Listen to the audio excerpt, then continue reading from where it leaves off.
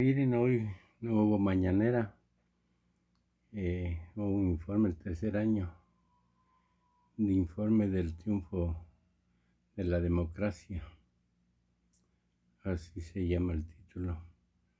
Vamos a escuchar qué les parece.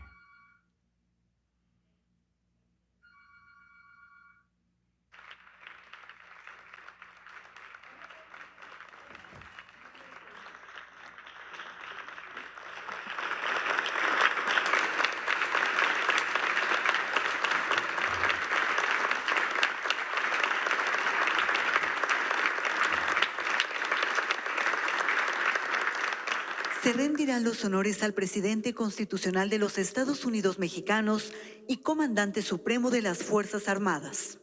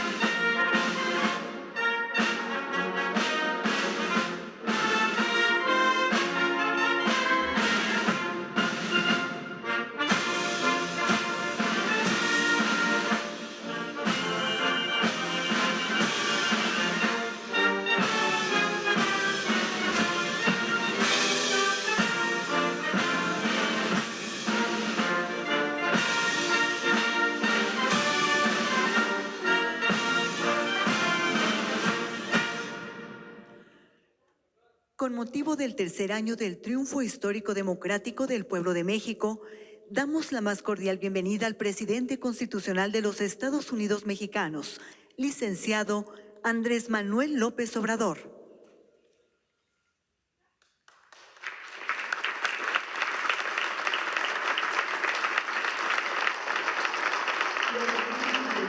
Gabinete legal y ampliado del Gobierno de México, representantes de los medios de comunicación y quienes nos siguen por Internet a través de las redes sociales, sean todos bienvenidos.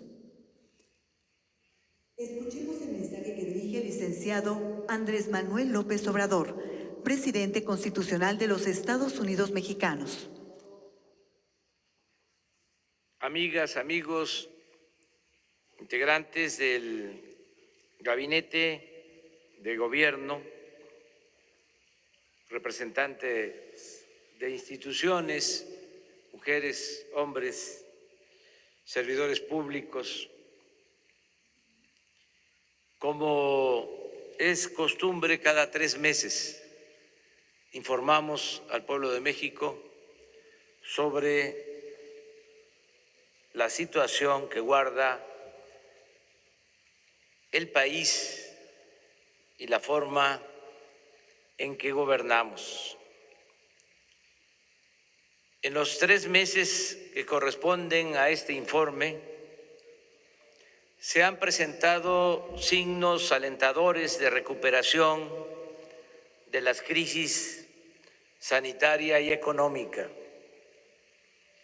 De abril a junio se redujo considerablemente el número de contagios y, lo más importante, en este periodo se han registrado menos fallecimientos por COVID. Aunque se trata de un comportamiento mundial, porque ya empieza a sentirse el efecto positivo en la aplicación de nuevos medicamentos, especialmente por la vacuna, no debemos dejar de reconocer el esfuerzo conjunto hecho por el pueblo y el gobierno para ir recuperando poco a poco la normalidad. que no se olvide la actitud responsable de muchos mexicanos que se han cuidado, ya sea en sus domicilios o quienes tienen la necesidad imperiosa de salir a buscar el sustento diario en la calle. Que no se borre de la memoria la forma en que se cuidó en la familia a los adultos mayores y a quienes padecen de enfermedades crónicas. Agradezcamos a los que cerraron un negocio, pero no dejaron de pagar a sus trabajadores.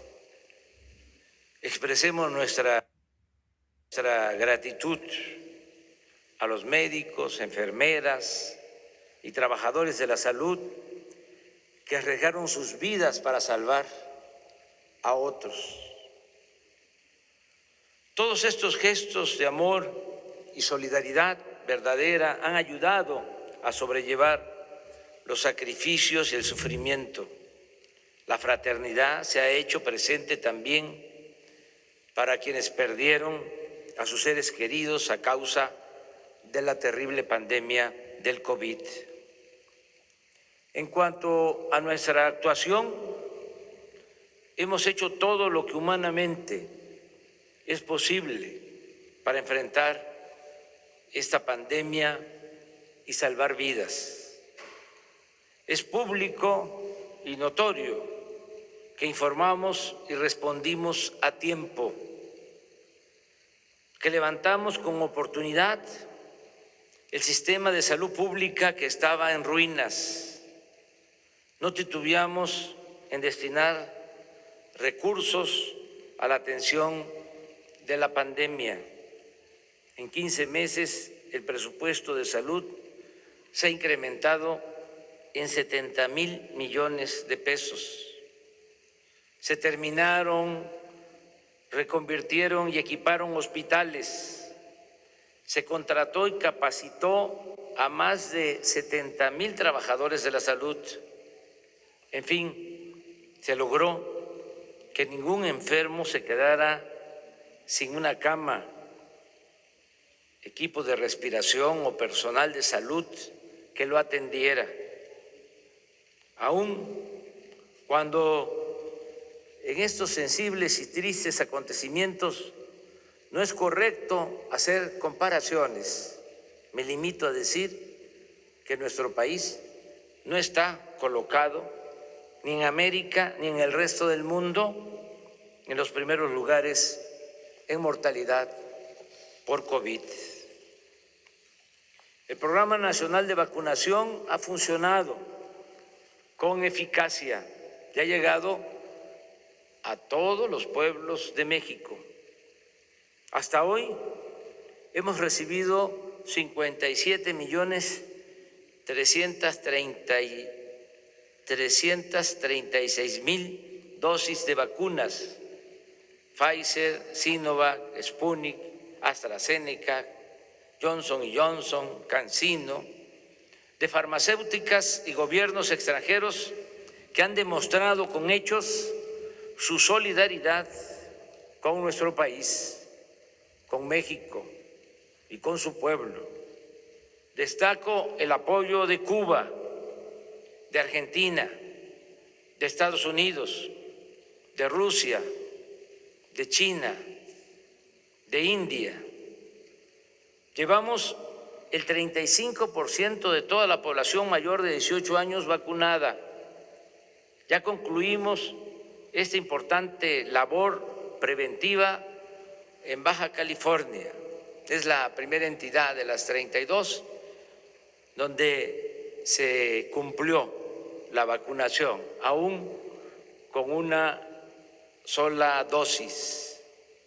Y reitero el compromiso de vacunar aún también con una dosis a todos los mayores de 18 años del país para el mes de octubre, con el propósito de que lleguemos al invierno más protegidos.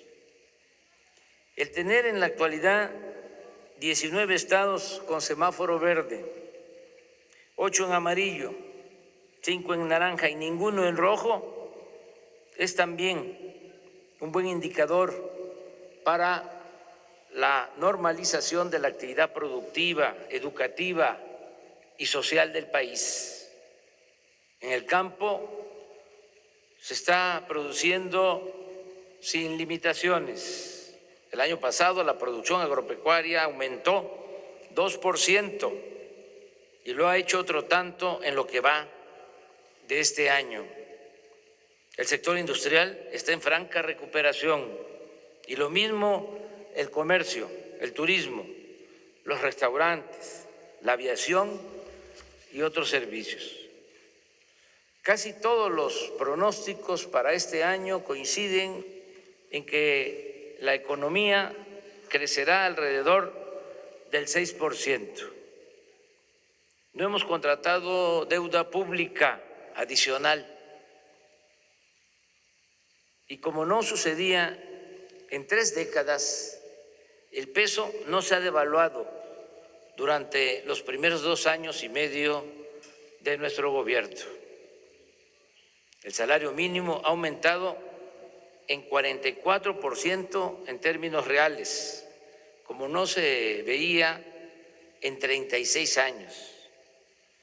No hemos aumentado en términos reales los precios de las gasolinas, el diésel, la luz. El gas ha aumentado un poco por encima de la inflación, pero ya vamos a corregir ese aumento muy pronto. Desde que llegamos al gobierno hasta la fecha, el índice de la Bolsa de Valores ha crecido en 20%. La inflación se mantiene estable. La tasa de interés que fija el Banco de México se ha reducido durante nuestro gobierno en 3.75%. Las reservas del Banco de México a finales de la administración pasada, el 30 de noviembre de 2018, eran de 173.775 millones de dólares.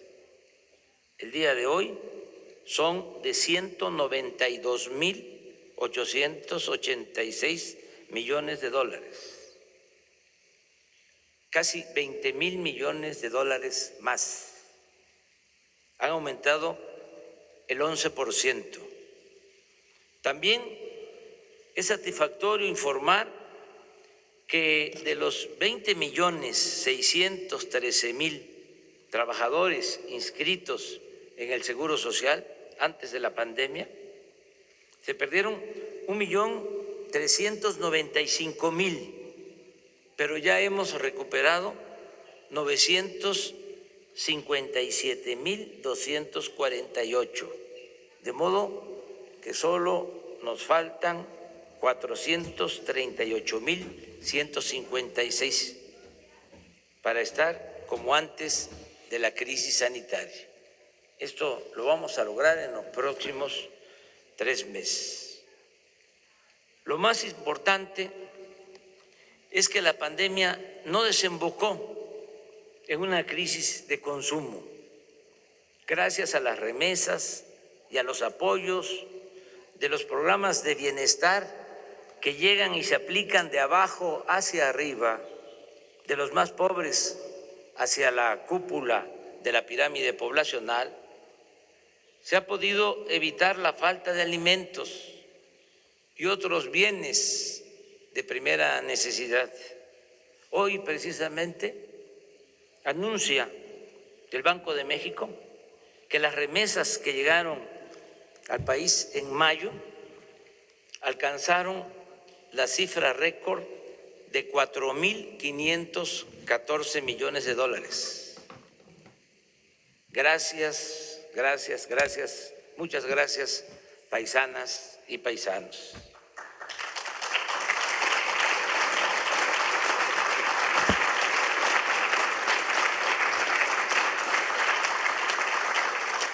No ha habido asaltos a comercios, ni actos de vandalismo o desesperación por hambre o desatención a las necesidades básicas de la gente. Hay gobernabilidad en nuestro país. En materia de seguridad pública también hemos avanzado, aún con la complejidad del problema que heredamos. Ya estaban integradas las bandas, los grupos delictivos cuando llegamos. No creo que se hayan creado nuevos grupos en estos 2 años y medio. Es el Cártel Jalisco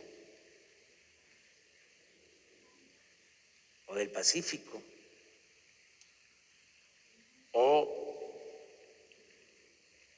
el de Guanajuato,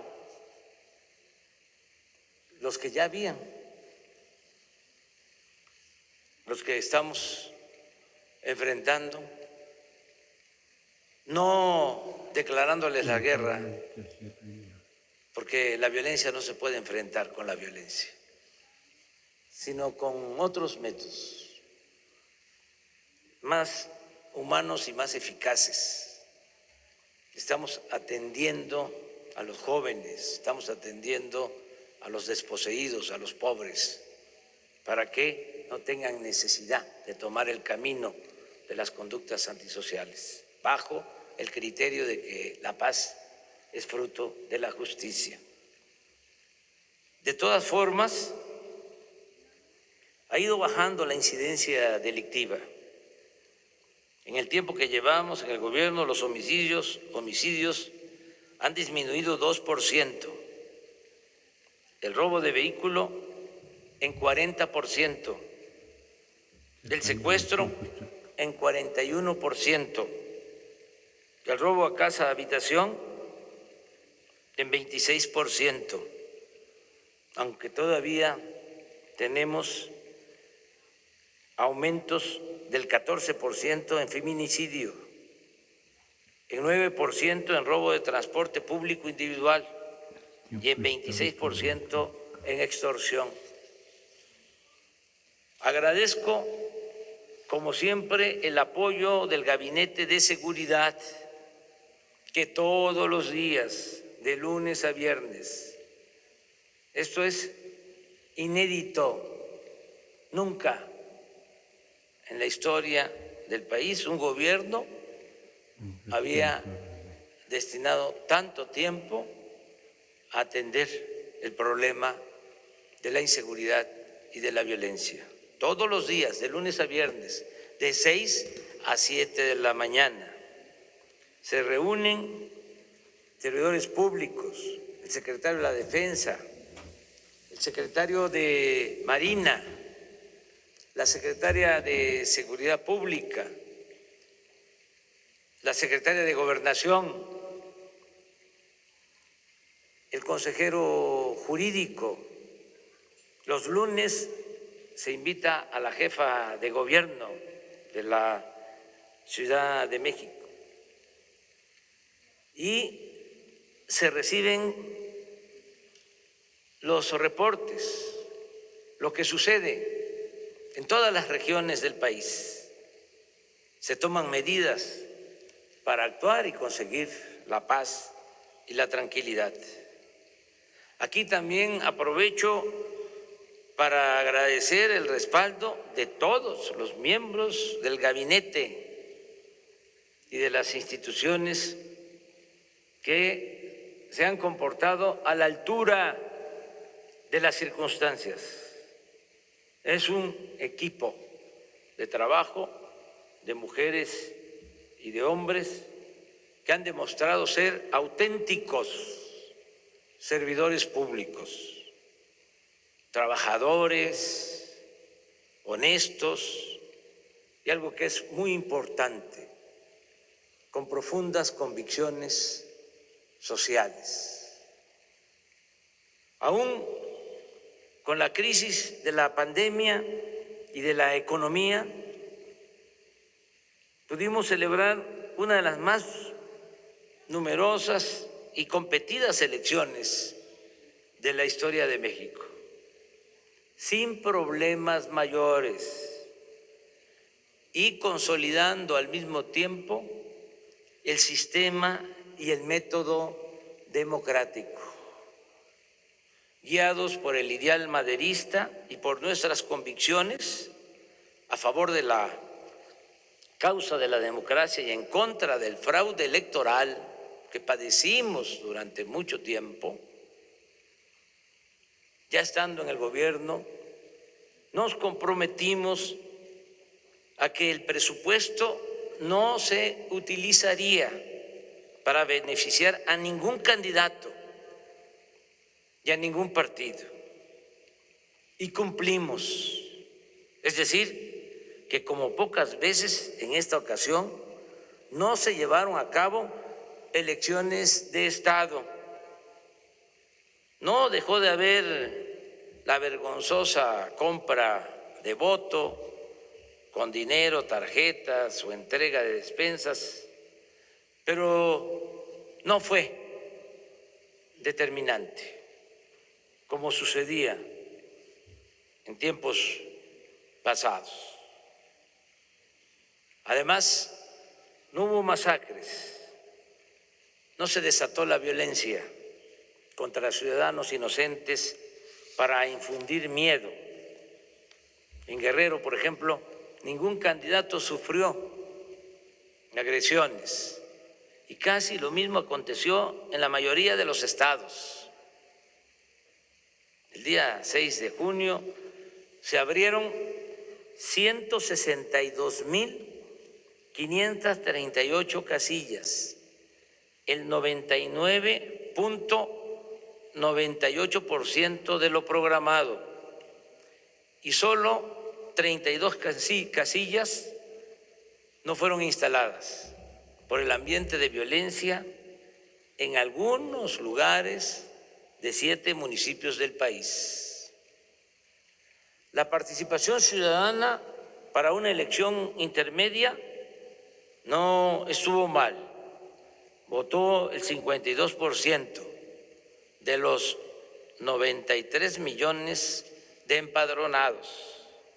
Y algo muy importante, a pesar de que como en todas las elecciones se calientan los ánimos, en esta ocasión no hubo protestas postelectorales por acusaciones de fraude. No se registró ninguna manifestación significativa en las calles o en las plazas de la República. Se han garantizado libertades plenas, sin la represión política, mediática o policíaca de otros tiempos.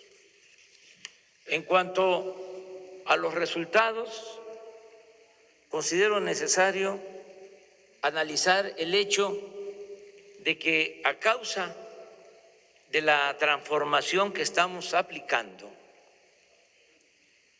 se terminó de integrar un bloque conservador, abiertamente opuesto al gobierno que represento y a las políticas públicas que llevamos a la práctica.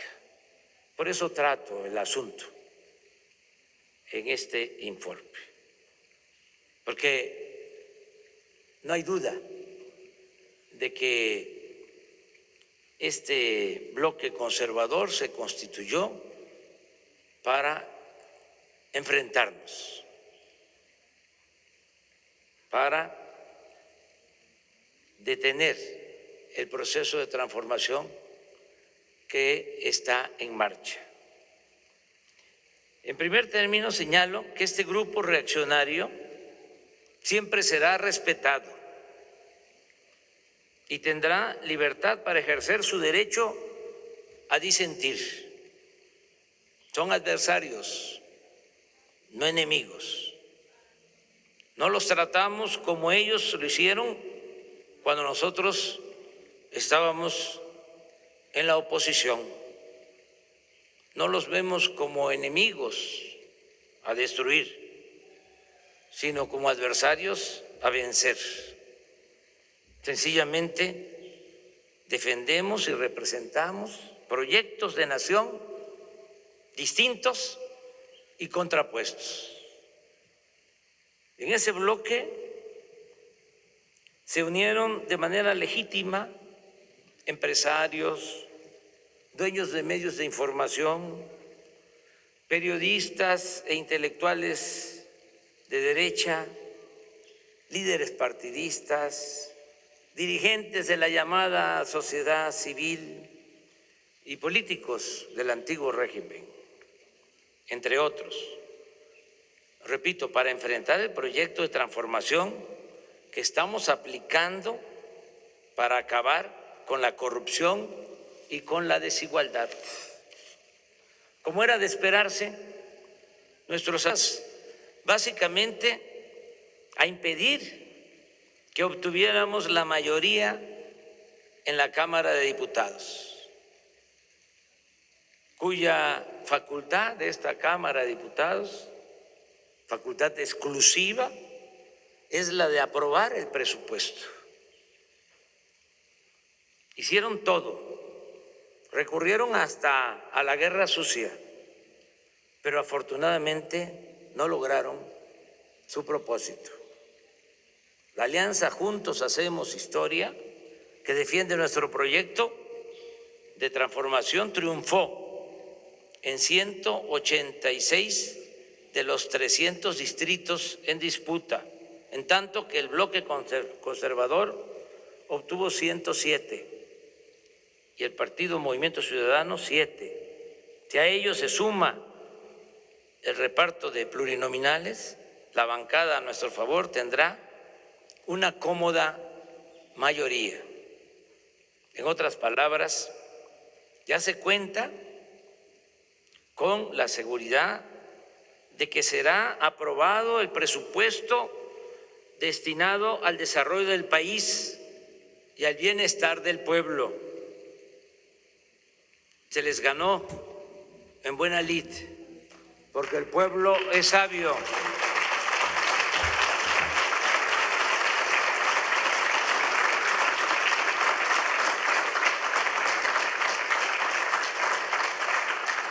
No podrán detener las ayudas destinadas a los pobres.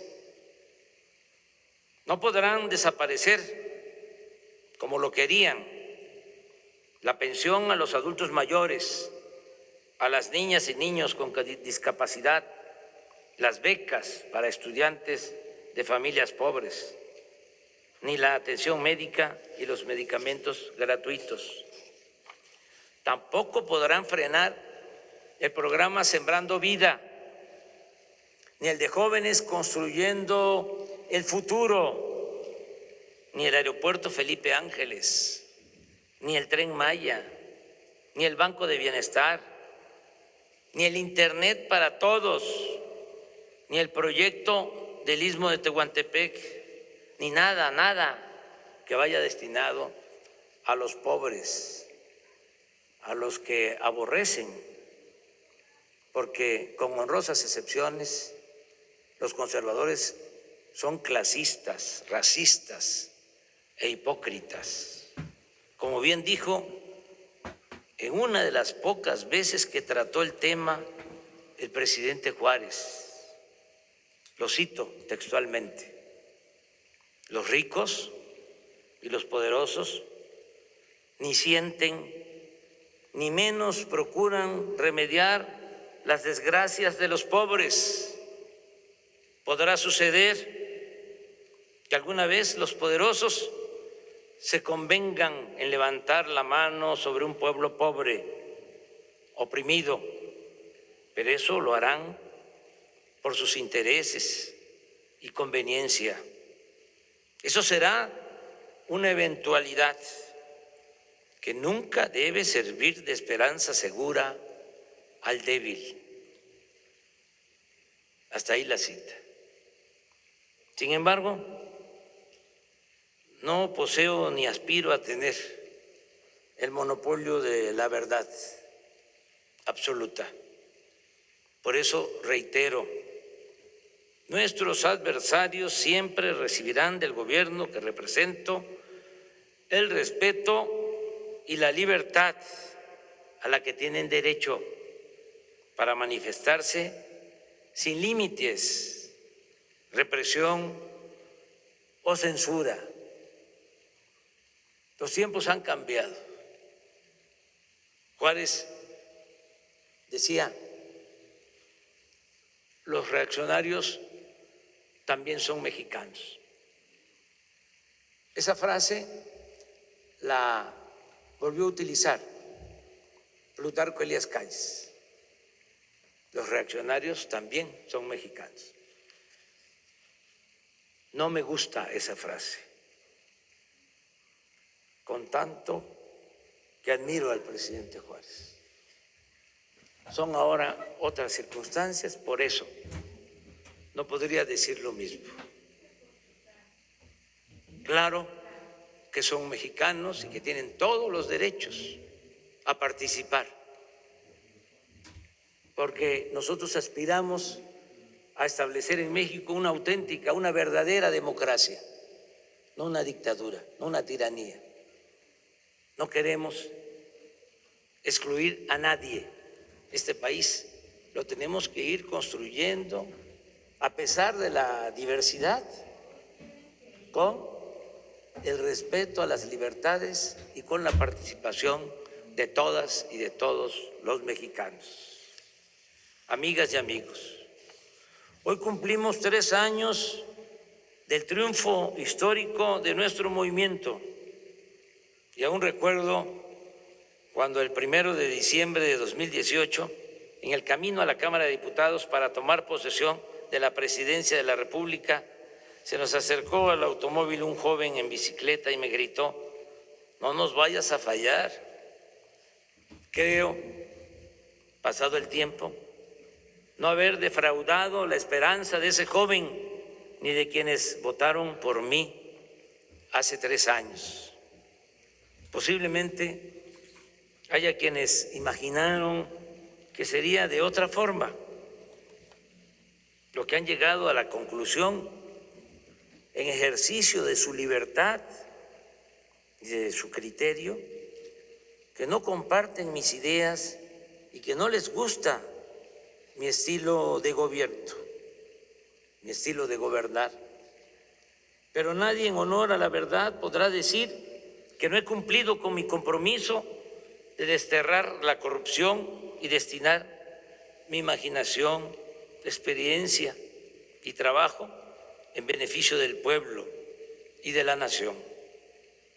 Los logros están a la vista. A pesar de la pandemia y del sufrimiento que acarreó, la gente no ha perdido la fe en un mejor porvenir.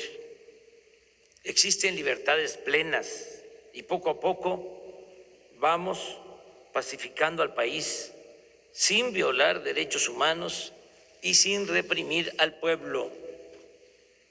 Me alegra que así lo entiendan la mayoría de los mexicanos. Hace 3 días se terminó de levantar una encuesta telefónica nacional aplicada por nosotros y comparto con ustedes algunas preguntas y respuestas y subrayo aplicada por nosotros para que no se vaya a malinterpretar. Cuando digo aplicada por nosotros, se debe también pensar que tenemos 3 principios rectores: no mentir, no robar y no traicionar al pueblo. Las preguntas y las respuestas.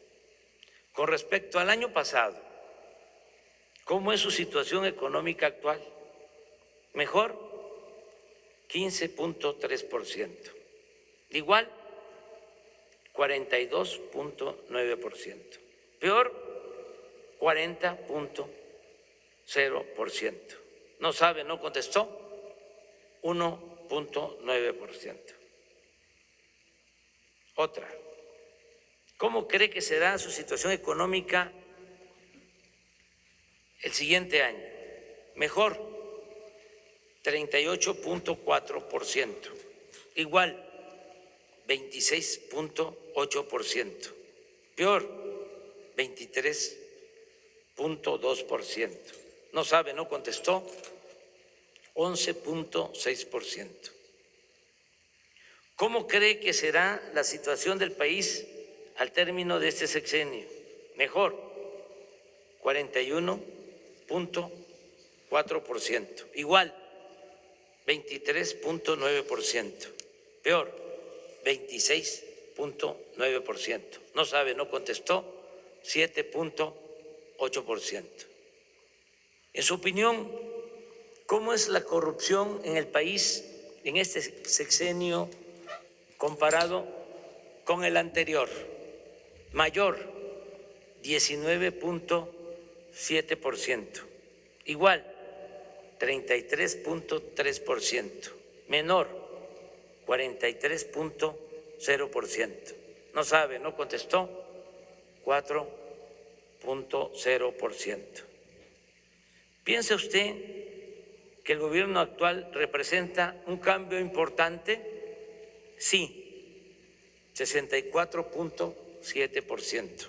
No, 31.1%. No sabe, 2.5%. No contestó, 1.6%. ¿Está usted de acuerdo en ese cambio? Sí, 87.4%.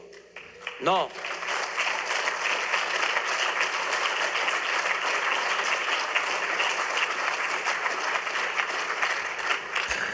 9.6%. No sabe, 1.6%. No contestó, 1.4%. En una escala del 0 al 10, donde 0 significa que lo hace muy mal y 10 muy bien, ¿qué calificación le daría al presidente de la República? 6.7 en promedio. La revocación de mandato propone que si el pueblo no está satisfecho con la forma de gobierno del presidente en turno, se puede votar para que renuncie antes de terminar su sexenio. Si hoy fuera la consulta para valorar el trabajo del presidente, ¿usted votaría porque renuncie o que termine su sexenio? Porque continúe, 72.4%.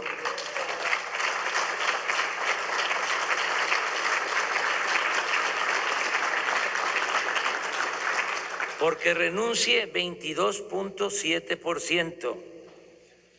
No le importa, le da igual, 1.1%. No sabe o no contestó, 3.8%. En fin, estamos bien calificados, pero aspiramos a convencer a más gente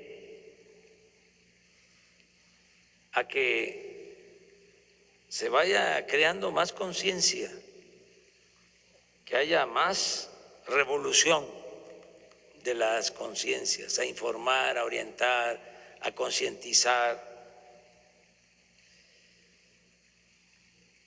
convencer para elevar a rango supremo la honestidad y hacer gala, sentirnos orgullosos